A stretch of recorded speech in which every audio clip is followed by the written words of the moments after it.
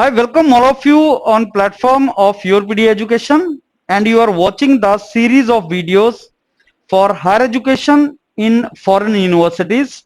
And in this series, we are focusing on those universities where tuition fee is not there, and they are good universities for Indian students in the sense that kharcha kam ho, expenditure is less.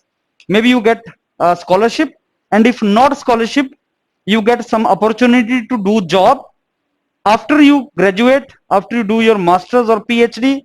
You get good opportunities, you get opportunity to get permanent residency of that country, and the universities are good, you can get good engineering career after that. So these are some of the criteria which we are following. Now in these criteria, I told you earlier also, in entire Europe, I will discuss today with you. Entire Europe, there are three countries where you do not have tuition fee, including Germany. Another country I am going to cover today is Norway. Germany mein there is a DAR scholarship, which obviously we are covering. I am covering that in detail, one by one, different universities, and that series will keep on going. Now before I go forward to Norway, I will discuss with you that what is the main difference between Germany and Norway is. Germany may you get scholarship, Norway may scholarship is difficult for MS courses. PhD courses scholarship is huge in Norway, but for MS, BTech to MS, scholarships are less. Unlike Germany where DAR scholarship is there. Living expenditure in Norway is very high. Living expenditure in comparison to, I'll say, Germany is very high. So where for master's student, expenditure in Germany can be approximately 15 lakh ke aspas. In Norway, it can shoot beyond 20 lakh. It can be 20-25 lakh rupees for Norway, for the Norway, if you want to go there. But for PhD student in Germany also and Norway also, PhD is like a job. And in Norway, I will discuss with you through one example. You can get scholarship up to Indian currency mein 3.5 lakh per month. Yes, that is correct.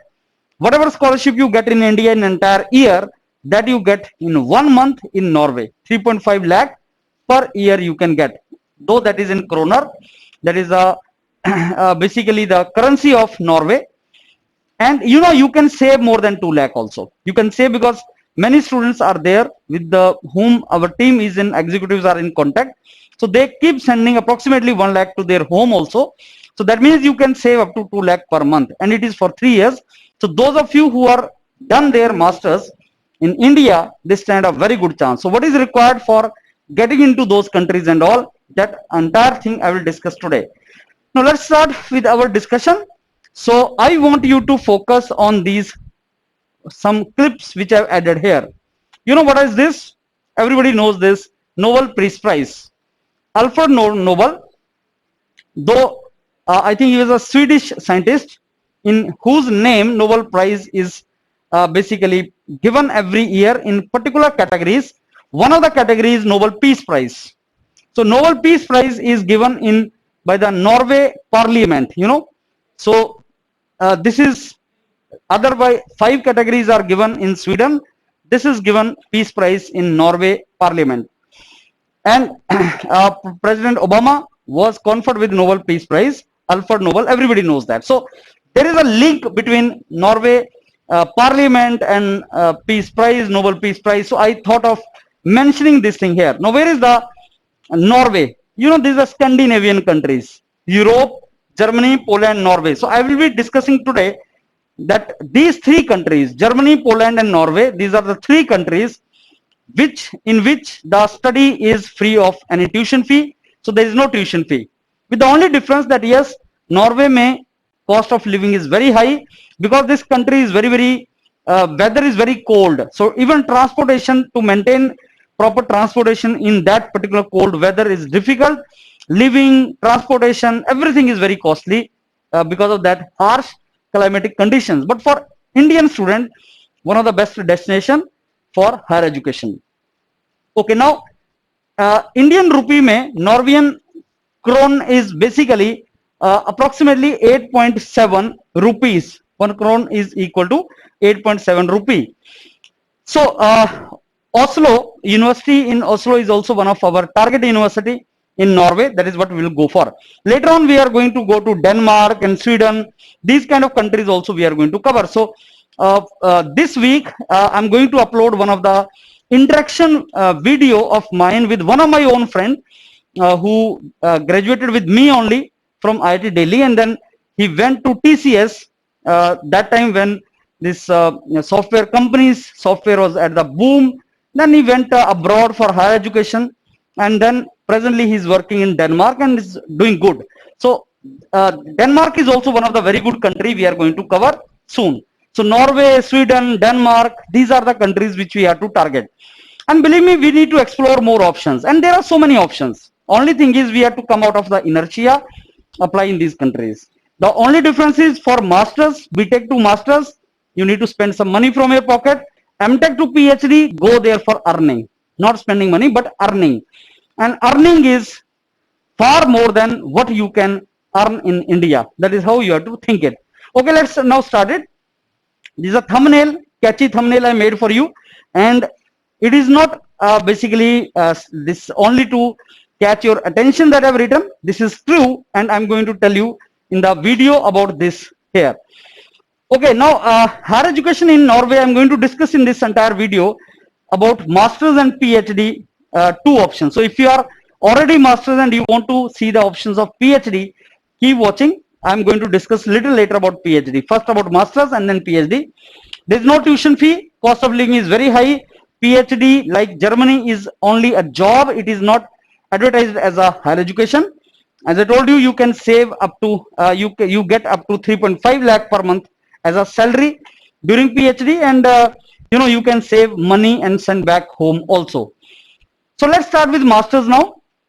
These are the three countries where you do not have tuition fee because they are the welfare state. Though tuition fee is not there, but yes, living expenditure is there. So in Germany, I told you approximately 800 euro. That is what we discussed. But in some universities, cheap universities, 500 euro we discussed. 800 euro is the cost, total cost, which you have to keep in your mind. Similarly, Norway, we will discuss today. Now, these are the universities we have to target. University of Oslo and very good universities, and NTNU. NTNU is a very good university. Ranking, we normally do not bother about because, opportunities in universities. There are 500 global universities. 500 universities which we Indian can target. And, if you ask me, sir, despite of my poor academic background, I do not have very good English, I do not have this, that. What is the probability I get somewhere very good career in these universities? I'll say 100%. The cost of pursuing this higher education after BTech is as good as the cost incurred if you join some courses like NITI Bombay, IIMS, if you join the management courses in IIMS or others. So similar career or maybe better career you will get in foreign universities spending same amount of money. So suppose you are BTech to MS and you are ready to spend 15-20 lakh rupees, you get multiple options. And if you are MTech from any universities in India, but if you have very good research proposal for those universities, especially if your research work matches with the research work of the professor, then the probability of getting very good scholarship is 100%. In fact, I will say reverse. I will say that if you have just joined your masters and you are to identify research area for you, then it is better that you first see these universities, decide which university you want to go, and start doing your research work accordingly. For example, if you decided that in PhD, I want to go to NTNU, Norwegian University of Science and Technology. I want to go to this university in future and I want to earn 3.5 lakh per month as salary in PhD. All you have to do is, if you are in MTech, you have to go to this university, see what professors are doing, what research area they are working into, identify your research project matching with that, and in future you can apply to this university, and in your cover letter or in your research proposal you can mention these particular things. That is how you have to do your reverse engineering. Okay, now let's go for this link I have provided to you, how to apply for master's courses and all. This link I have provided to you, and as I told you, there is no tuition fee, but yes, there is a living expenditure. And There's no scholarship also offered, though I mentioned the names of some scholarship. Now here the difference between German and Norwegian university come for master's course. In Germany you get DAR scholarship, and through that you can save some amount of money. I told you that if you are planning to do masters from Germany, think of 10 to 15 lakh you have to spend, and think of some scholarship you will get, let's say 300 euro per month. 500 euro is your expenditure. You can even optimize. Let's say you choose university 550 euro per month, and then 300 euro you get scholarship. So you optimize further, and that way 6 7 lakh or 10 lakh may you can think of managing the things. But here the things are costly. In Norway, though the scholarships are there, but that is they are not available to Indian students. Similarly, there are some specific academic requirements. English proficiency, those requirements are there. That is similar to what you get in Germany only. You should have first degree. So what do you need to have to get into master's course in Norway? As BTech to MS, a good degree, BTech, if you have, if I'm talking about engineering as of now, graduation degree with first class, English proficiency test, maybe IELTS or TOEFL, you should have that. And then some research proposal, you should have very good research proposal because they take it very seriously. These are the requirements and you should apply. So application का Indian के लिए अभी तुम्हें बताऊंगा. Indian के लिए application का जो last date है that is December में, you have to apply by December. This is non-European Union applicants in which we fall. I mean Indians are in this category. So that will be 1st December. And application deadline TOEFL वगैरह लिखने के लिए तुम्हारे पास थोड़ा सा time और मिल जाएगा till 1st Feb. So presently it is a June now. Let's say June starting. June, July, August, September. So if you're planning to join in December, planning to basically apply in December, then even by Feb you can write your TOEFL or IELTS. So you can plan well and go there forward. So these are the documents obviously which are required for you to apply. But you know, these detailed things will Rahul sir will tell you during the Zoom interaction. You can know about that. So living expenditure, as I told you, this is a living expenditure which you need to manage. And you know what happens is, like whenever you go to these countries like Germany, Norway, these countries ask you to deposit some amount of money in your account, from which monthly they will keep on releasing, to make sure that when you are in those countries you should have funds with you. So that much Norwegian government asks international students to have NOK, Norwegian currency, you know, 1,21200. So 1,21,000 kroner. You multiply it with 8 approximately, right? So approximately 10 lakh rupee in your pocket you should have. 10 lakh rupee in your pocket. I'm talking about masters, not about PhD. 10 lakh rupees you should have in your pocket, out of which 12,000 Norwegian kroner you will get monthly from that particular fund. So government will ask you to deposit, and if you remember for Germany I told you that is 6 lakh rupee. You have to deposit 6 lakh rupee, but that is your money, it will come back to you. Now for Norway that is 10 lakh rupee. That is the same thing I discussed with you.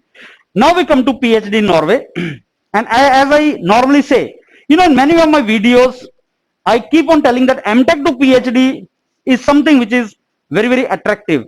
And many students say, sir, that you always talk about MTech to PhD, not BTech to MTech. It is not that I don't talk. In fact, BTech to MS, there are so many courses, so many opportunities. But you know what? You need to spend money from your pocket. So if you're ready to spend money from your pocket, there are so many options. But MTech to PhD, even if you have very less money in your pocket, 1 lakh, 2 lakh rupees, that's it.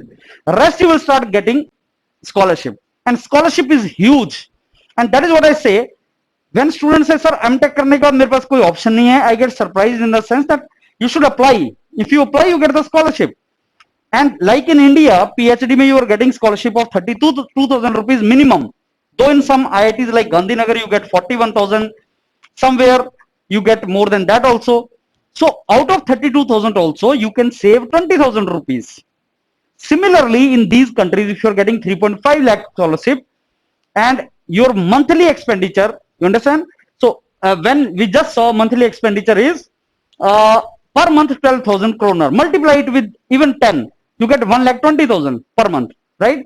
So that is expenditure monthly. And in PhD you get many grants also. So fees is also, other domains also help you. So even if out of 3.5 lakh you remove 1.2 lakh or 1.5 lakh, 2 lakh is left with you. So that is a kind of saving. Now you tell me 2 lakh rupees per month. Is there any job in India, private or government, which offers you that much saving? It is not possible. So now I took one example. I went to this particular website. As I told you, PhD is like job or vacancies. I went to this website. You can also go to this website and find out where are the vacancies in PhD. So we started looking for vacancies in PhD. I started searching for some domain which is material science. I just searched for material science. It is interdisciplinary PhD position in material science, and I saw the advertisement. You can see the advertisement. You can apply for this job. For that, research proposal, etc. is required. You started seeing the advertisement, and this is what came. These details started coming. It will tell you that what is required. What is required from you, these requirements are there. So you can see, and you can see the requirement of this particular job in PhD. Salaries and conditions, everything is mentioned. So this is the kind of PhD are remunerated this much. This is per annum 4,82,000 kroner. You multiply it with 10, that means 48 lakh rupee per annum. 48 lakh, forget 48, let's keep 40 lakh rupee per annum is the scholarship in PhD. That is a typical scholarship in Norway. That is the best actually. So it is like far more than any job, and getting it is not difficult if your research work is good and you can match that with the professors. And it is for 3 years course. This is how it is. So I will start basically series of lectures on this also for different branches. But you can also identify, you can also find it out. There are so many opportunities for Indian students, especially those who are specialists, those who have already done masters. Only thing is that we have very limited awareness. Only we think is like only job means public sector or engineering services. This is the only thing available to us. Let me tell you, engineering is a global profession, and Indian technocrat is globally respected because of our good hold on technological domains, mathematics, English. So we should explore the options and get really good options in these universities. Especially from masters to PhD, opportunities are tremendously high for salaries and for scholarships. Keep exploring, and I will keep coming with more such videos. Thank you.